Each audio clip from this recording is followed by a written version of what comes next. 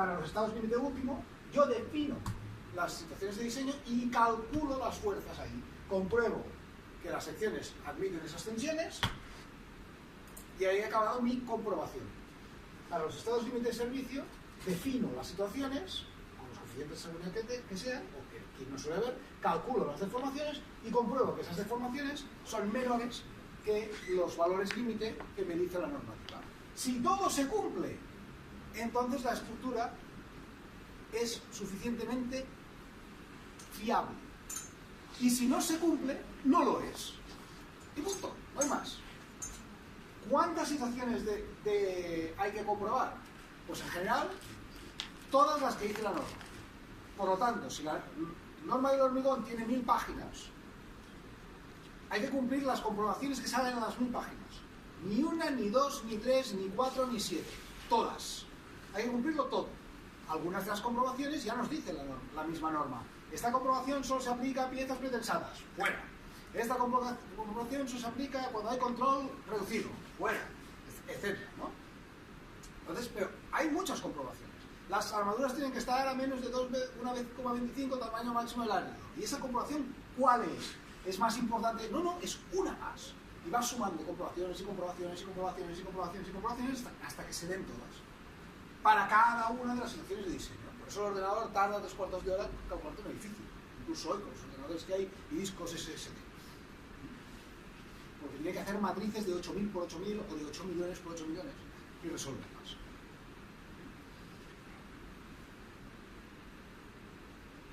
Bien, entonces en madera y en todos los materiales hay unas situaciones de... Pues, es que hay que empezar por el principio, pero es donde estábamos, ¿eh?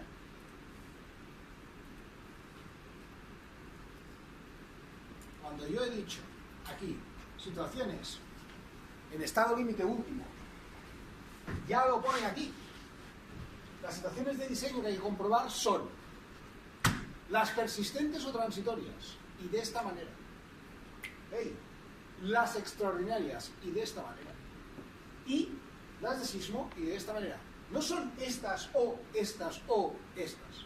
Son estas y estas y estas, y las de servicio, y las otras, y las constructivas, y las de control, y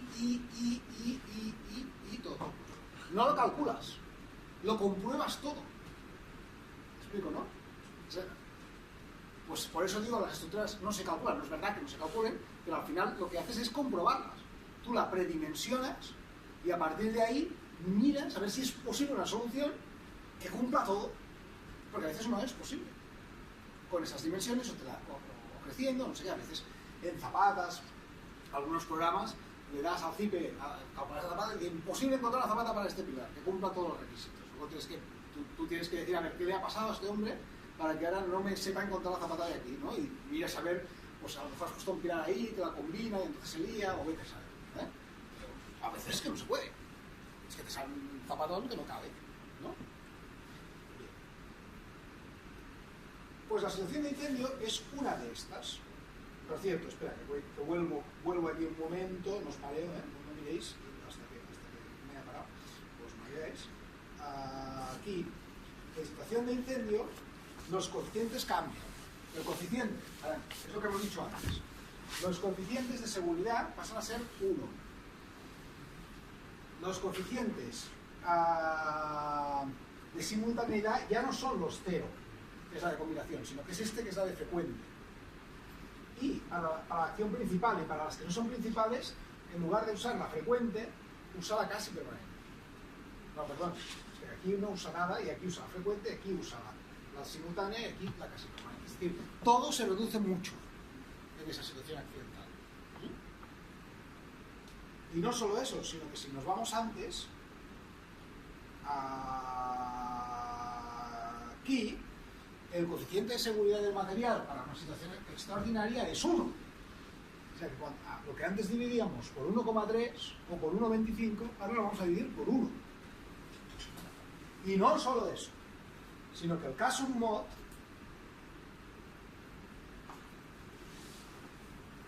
aquí no lo pone, pero para situación de incendio, lo pondrá luego de incendio, es 1 también. Por lo tanto, en lugar de multiplicar por 60%, 70% o 90%, 100%.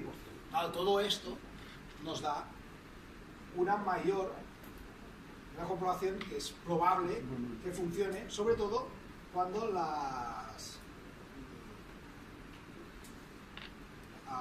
cuando la situación de incendio no es muy larga.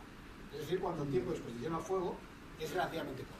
Para 30 minutos suele funcionar, para 60 minutos la cosa se puede complicar y para 90 minutos normalmente las cosas no funcionan. ¿Vale? Entonces esta es la tabla de la norma española, se asemeja a otras normas, ¿de acuerdo? Para que establece la resistencia al fuego de la estructura. Esto no está en la norma del hormigón, ni en la norma del acero, ni en la norma de estructura, está en la norma de seguridad contra incendios.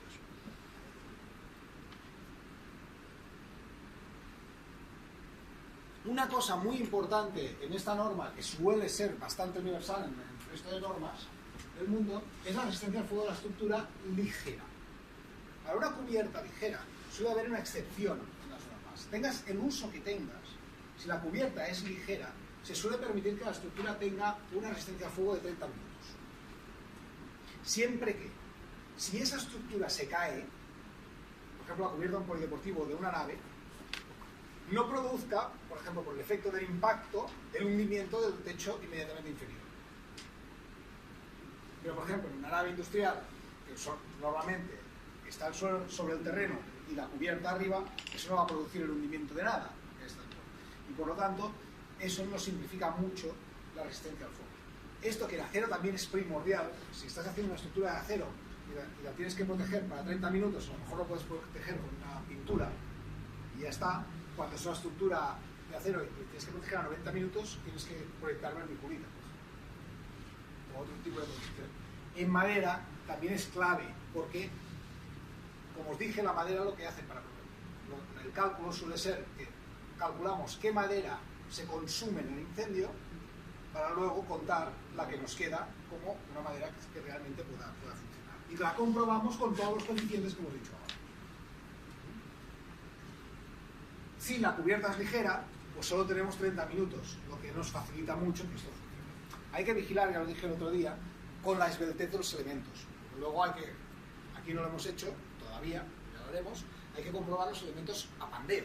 Por lo tanto, si tienes un pilar y la madera se lo come, no solo es un tema de área, habrá que ver si era el elemento más estrecho, se nos ha quedado demasiado esbelto y ahora no funciona. Bien. Hay varios métodos. Está el de la inercia reducida y el de la sección residual.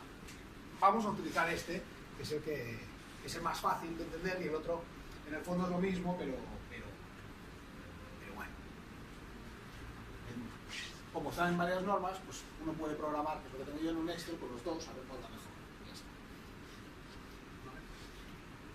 está. Vamos a ver vamos a calcular cuál es la superficie que se carboniza, el grueso de carbonización. Profundidad. Bien. La profundidad de carbonización va a ser un valor que aquí llaman de char n, que en principio va a ser 0,7. Ahora, el K sub 0 d sub 0 es el 7. Esta va a ser la que depende del tipo de madera. Paso a diapositivas. La velocidad de carbonización, beta, es esta. Para una madera laminada con una densidad, esta debe ser menor o igual, esta tabla está copiada pero debe estar mal, ¿no? De 0,7, de 290 kilómetros. Ah, no, porque esta es laminada, no está bien, está bien.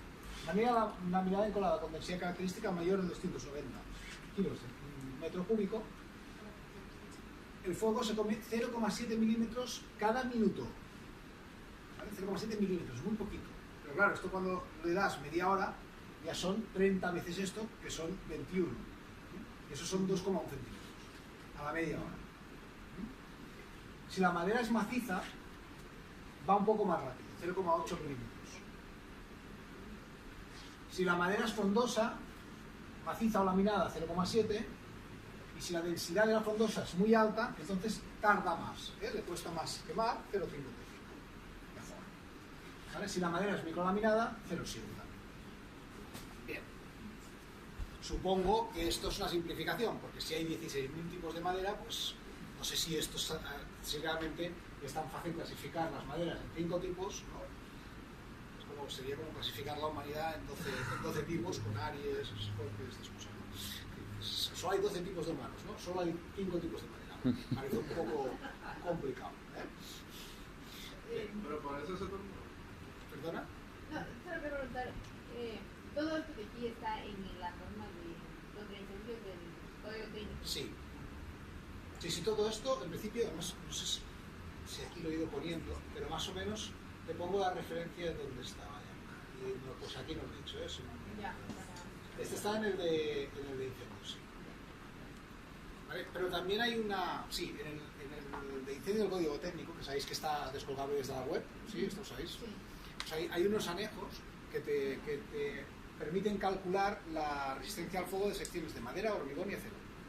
Están las tres. ¿Vale? La de acero, en principio, después de hacer todos los números, te da 18 minutos en el mejor de los casos, con lo cual y tardas un poco. O sea que la de acero no os lo creáis mucho, que podéis conseguir grandes cosas con un cálculo. ¿Vale? Bueno, vamos allá. Entonces, ¿de acuerdo? El grueso de la profundidad carbonizada va a ser esa beta, esos milímetros por minuto, multiplicado por el número de minutos. Fácil, ¿no? Esto va aquí. Y hay que sumarle una inicial. Digamos que antes de que todo esto empiece a hacer ese proceso de carbonización, te has comido en principio 7 milímetros. ¿De acuerdo? Que si tu tiempo de exposición al fuego es mayor de 20 minutos, son 7 milímetros, y si no, va a ser el tiempo partido 20 multiplicado por 7 minutos. ¿Vale? Se supone que en los primeros 20 minutos el fuego se va a comer 7 minutos. ¿Vale? Y eso va a ser más o menos proporcional a los primeros 20 minutos. ¿De acuerdo? Por ejemplo, pues 20 partido 20 da 1, bien. En 10 minutos te da 0,5, pues solo 3,5. Y así, proporcional a esos 20 minutos. Por lo tanto, te vas a comer 7 milímetros para empezar y luego beta por ti. Y con eso vas a sacar la sección eficaz. La que queda aquí. Esa es la que nos queremos. Entonces, en 20 minutos se come 7 milímetros. Sí. Porque ese me daba a mí la impresión que en otra tabla decía 0. Ah, ya, así que es más pequeño. No, eso es para empezar. Los primeros 20 minutos son esto. Son K sub 0D. ¿Vale? K sub 0 vale 1 para 20 minutos o más, o vale la proporción de los 20 minutos para menos de 20 minutos, multiplicado por K sub 0, que es 7. ¿Vale? Es decir, son 7 milímetros a partir de 20 minutos. Como todas las estructuras, todas, tienen que aguantar con mínimo 30, eso siempre es 7. ¿Vale? Ahora, a lo mejor, yo qué sé, no me preguntes, ¿no? ¿Para qué caso puede servir? A lo mejor lo encuentro mañana en el despacho. A ver, pues entonces esta madera la voy a calcular que el sprinkler se dispare cuando lleven 15 minutos, y para 15 minutos no se va a comer todavía los 7. Vale. Yo qué sé. Ahí, eso es el rociador, digamos, ¿vale? Bien. Y encima, resulta que en situación de incendio, encima, existe un coeficiente K sub fire, multiplicador de la resistencia y la rigidez. Se puede multiplicar, se puede incrementar la resistencia, se puede incrementar la rigidez de la madera en un porcentaje que llega a ser para laminadas, para macizas, un 1,25, y para laminadas 1,15. Es decir, que si con esto ya no nos entra, es que no nos entra de verdad. ¿De acuerdo? Es decir, esto lo que quiere decir es que si yo tengo una resistencia de 24, ¿de acuerdo? Ese 24 había que multiplicarlo con el K sub mod. Había que dividirlo por el coeficiente de la madera, y con eso encontraba la de K. Pues cuando tengo fuego, esto vale 1. Esto vale 1, y además puedo multiplicar por 1,25. Vamos, que sí, es una resistencia tremenda, ¿eh? En situación de incendio. Todo esto, si está puesto así en las normas, y esto es una copia directa del Eurocódigo 5, porque no había norma española de madera, y por lo tanto se cogió directamente la del Eurocódigo, eso significa pues, que es suficientemente seguro, que es de lo que se trata. ¿Sí? aquí lo tienes, en el cuadro este. ¿Cuál es el mínimo? Resistencia al fuego de la estructura. ¿Qué tienes? Tengas la que tengas, tengas la altura que tienes, aquí 30, 30, 120, 60, 90, 120, 180, 120, 90, 120, 90, 120. ¿Cuál es la tuya? No hay ninguna de 20 minutos ni de un cuarto de hora. Por lo tanto, por ejemplo, vivienda unifamiliar, 30 minutos. Muy bien, pues entonces aquel primero 7 milímetros por D sub 0, ¿no? Que nos va a dar que para 20 minutos o más ya es 1, pues es 1, porque ahí va a ser 30. Y aquí, para 20 minutos o más es 1, por lo tanto, me explico, ¿no? Es decir, aquel valor siempre es el mismo, porque para 20 minutos o más, aquí lo tienes, para 20 minutos o más da 1 la K. ¿Vale? Por lo tanto, esto es 1. Y D vale 7 milímetros, pues son 7 milímetros, 7. ¿Sí? Es la primera vez, es complicado, ¿no? Porque aquí será por información, por minuto al cuadrado. Digamos, ¿eh? Entonces, con el método de la situación de la sección reducida, el caso mod es 1. El coeficiente parcial es 1. Las combinaciones de estado límite en situación de incendio son estas con el coeficiente de carga frecuente y el de carga casi permanente, y los coeficientes de seguridad de las acciones en situaciones extraordinarias de valor 1 si son desfavorables y 0 si son favorables. Pues vamos, festival, ¿no? En situación de incendio normalmente el valor de la carga accidental además da 0. O sea que todo es 0. Pero aún así, si se quemó la madera, a lo mejor no nos da. Es que no nos da para 60 minutos, 90 minutos, normalmente ni así funciona. Y así se cumple la comprobación. Bien. Reglas para análisis en situación de incendio. Como no me las sé todas, ahí voy a leer, ¿eh? ¿Me permites? Se puede despreciar la compresión perpendicular. Se puede despreciar el cortante. Secciones rectangulares y circulares. Debe comprobarse que no se produce fallo de elementos de arrastramiento cuando los efectos sean tenidos en cuenta. Esto para mí sí que es importante. Este de aquí es clave. Imaginamos que tenemos un sistema, un entramado de madera. Montante, con diagonales, ¿de acuerdo? ¿Sabéis cómo funciona esto? Una estructura de entramado de madera, como si fuera esto, con madera, y normalmente entonces hay un panel por un lado y otro panel por el otro, que se clava aquí, y ese panel da estabilidad a todo el sistema. Si yo voy a calcular este montante en situación de incendio, resulta que tengo un problema muy grave, que es que si el panel se habrá quemado, porque el panel es así. Y entonces ese panel que se ha quemado ya no me estabiliza, por lo tanto ahora esta estructura es inestable. Y el problema ya no es tanto de resistencia, sino de estabilidad. Y esto hay que tenerlo muy en cuenta. Cuando nosotros utilizamos paneles para estabilizar nuestra estructura, si ese panel se puede quemar, pues habrá que fijarse que si se produce fallo del elemento de arrastramiento, entonces hay que tener en cuenta que en situación de incendio no hay arrastramiento. ¿Sí? Cosa que es bastante complicada. Se considera que no se produce fallo del elemento de arrastramiento si el ancho de la sección reducida es al menos el 60% del ancho de la sección requerida en situación normal. Siempre que la fijación sea con clavos, tirafondos, pasadores o pernos. Bueno, esto está copiado directamente a la normal, lo que quiere decir es que si tienes un elemento de arrastramiento y se te ha reducido, todavía te queda el 40%, pues vamos a contar que se pica, pero a partir de ahí ya estamos. Bueno, se has perdido el 40%. En migas de comprobarse el vuelco lateral si se produce fallo de arrastramiento, y en soportes el bandeo si falla el arrastramiento. Deben considerarse también en situaciones de incendio, y os pongo consultar bibliografía especializada, pues la protección de las uniones. Esto es obvio, pero es una de aquellas cosas que tampoco a veces no se tienen muy en cuenta. Si yo tengo unos tornillos que me están uniendo un pilar y una viga, y en incendio ese tornillo se funde, adiós unión. Por lo tanto hay que proteger la unión.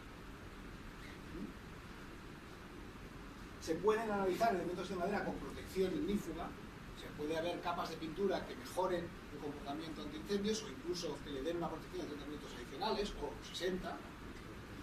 Esto suele ser caro.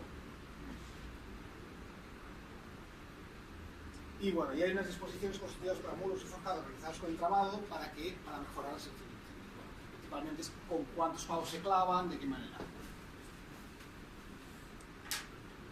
con esto ya estamos, ¿vale? Vamos a hacer un descanso de 20 minutos y hacemos el ejercicio.